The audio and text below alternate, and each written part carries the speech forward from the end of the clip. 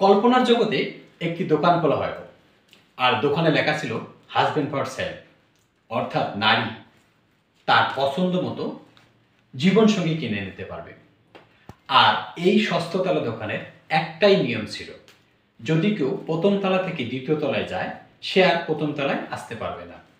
স্বভাবত একজন নারী প্রথম তলায় গেল এবং সেখানে লেখা দেখতে পেল যে এখানের প্রত্যেকটি পুরুষই ভদ্র ও সুদর্শন।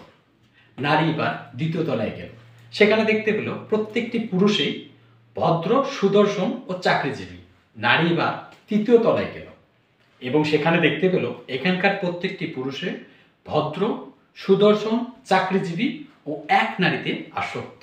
নারী এবার ভালো কিছু পাওয়ার জন্য চতুর্থ তলায় গেল এবং সেখানে সে পেল যে ওখানে তিনি দেখতে পেলেন যে এখানকার প্রত্যেকটি পুরুষই ভদ্র, সুদর্শন, চাকরিজীবী, এক নারীতে আসক্ত এবং শিশুপ্রেমী। নারী এবার ভালো কিছু আবিষ্কার করার জন্য পঞ্চম তলায় গেলেন এবং সেখানে তিনি ভালো কিছু পেলেন। সেখানে তিনি দেখতে পেলেন এখানকার প্রত্যেকটি পুরুষই ভদ্র, সুদর্শন, চাকরিজীবী, এক নারীতে আসক্ত, শিশুপ্রেমিক সহ প্রত্যেকটি পুরুষের একটি করে বাড়ি এবং একটি করে গাড়ির মালিক। নারী এবার ষষ্ঠ তলা যাওয়ার সিদ্ধান্ত নিল এবং ষষ্ঠ তলায় গেলেন এবং সেখানে তিনি দেখতে পেলেন বড় করে লেখা যে এখানে আপনার জন্য আর পৃথিবীতে পুরুষ অবশিষ্ট নেই। গল্পের ছলে আমি আপনাদের যেটা বোঝাতে চাচ্ছি যে আমাদের জীবনে পারফেক্ট বলে কোনো কিছুই নেই, আমাদেরকে সবকিছু পারফেক্ট করে নিতে হয়।